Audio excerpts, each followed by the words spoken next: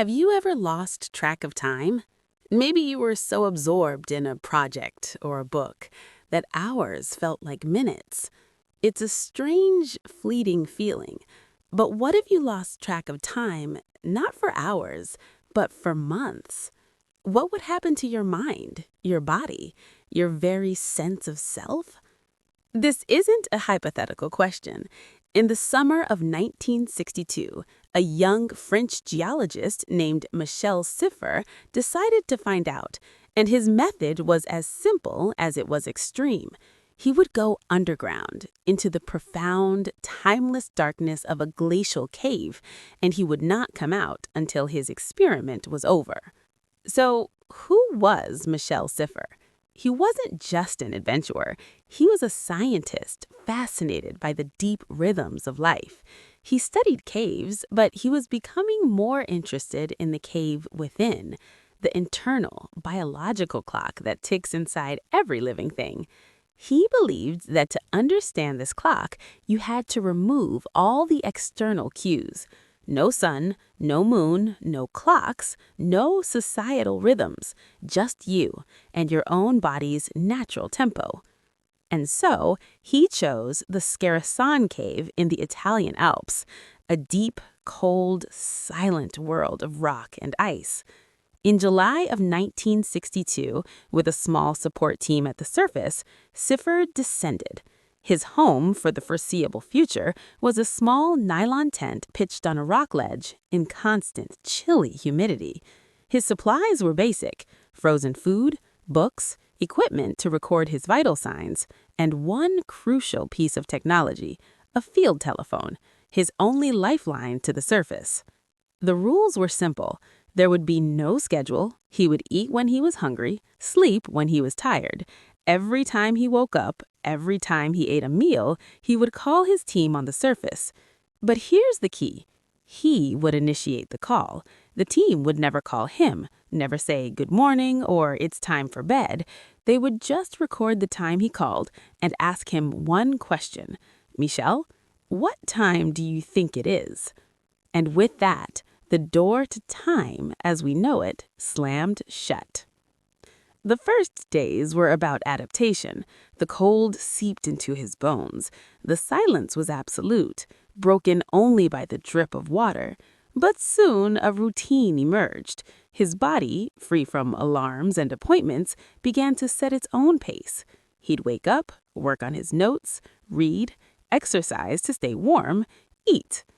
He began calling the surface to report his perceived times, and something strange started happening. When he thought a full 24-hour day had passed, only about 25 hours had actually gone by in the real world. His internal clock was running slow, all on its own. This was fascinating, but it was just the beginning. As weeks turned into what he believed were months, his sense of time began to warp in more profound ways. He'd be convinced he had just taken a short 8-hour nap. He'd call the surface. I just woke up, he'd say. His team would check their clocks. Michel, you've been asleep for 15 hours. Conversely, he would sometimes be sure he had spent a long, productive day reading and writing, only to find out just 2 hours had passed on the surface. The most startling example came later in the experiment. He decided to celebrate his New Year's Eve. He prepared a special meal, sang to himself, meticulously noted the occasion in his journal. He was positive it was December 31st. When he informed his team the next day, they had to give him the shocking news. Up on the surface, it was only November. He was nearly 2 months ahead of himself. His calendar, built from his own sleep-wake cycles, had completely desynchronized from the real world. The psychological toll was immense. The loneliness was a physical weight. He wrote later about moments of profound despair, staring into the eternal darkness, feeling utterly disconnected from humanity. His memories began to feel distant, like they belonged to another person. He fought to maintain his sanity through discipline and scientific curiosity. He also made eerie observations about his own body. Without time, his physiological functions seemed to drift. His sleep cycles became erratic, sometimes long, sometimes short. His heart rate and body temperature followed their own mysterious internal rhythm, seemingly untethered from a 24-hour world. Finally, the day arrived. After what Siffre's own internal calendar told him was 4 months underground, he called his team. "I think it's mid-November," he said. "It's time to come up." His team agreed. The experiment was over. On September 17, 1962, after 63 days, just over 2 months in complete isolation, Michel Siffre saw his first glimpse of sunlight. He was pale, thinner, but alive and fiercely lucid. He blinked in the shocking brightness. His team gathered around, eager yet anxious. They asked him the final, monumental question. "Michel, what day do you think it is?" With complete confidence, he replied, "August 20th. He was off by nearly a month. His mind had compressed 63 days into a timescape that felt like 58. He had missed an entire season. The man who went underground in midsummer emerged thinking it was still summer, only to find autumn waiting for him. So what did we learn from this extraordinary act of self-sacrifice? Michel Siffre's experiment provided the first clear, dramatic evidence that humans have a free-running internal clock. Left to its own devices, without sunlight, this clock operates on a cycle that is longer than 24 hours.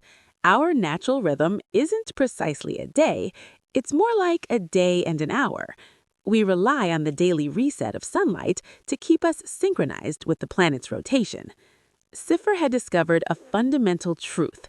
We are not just in time, we are time. Our bodies are a complex orchestra of rhythms for sleep, temperature, hormones, all conducted by this internal maestro. When you remove the conductor's sheet music, the sun, the orchestra still plays, but it gradually drifts out of sync. Siffre went on to do more experiments, including a 6-month stay in a Texas cave in the 1970s, cementing his legacy as a pioneer of chronobiology. But that first, lonely 2-month journey remains one of the most striking in scientific history. It wasn't just about surviving in a cave. It was about venturing into the deepest cave of all, the human body, and wrapping its hidden temporal landscape. It showed us that even in total darkness, our biology creates its own dawn, its own dusk. We carry a personal, ticking sun inside us, and sometimes it takes losing all sense of time to finally understand how it truly defines us. What do you think? Could your internal clock survive in the dark?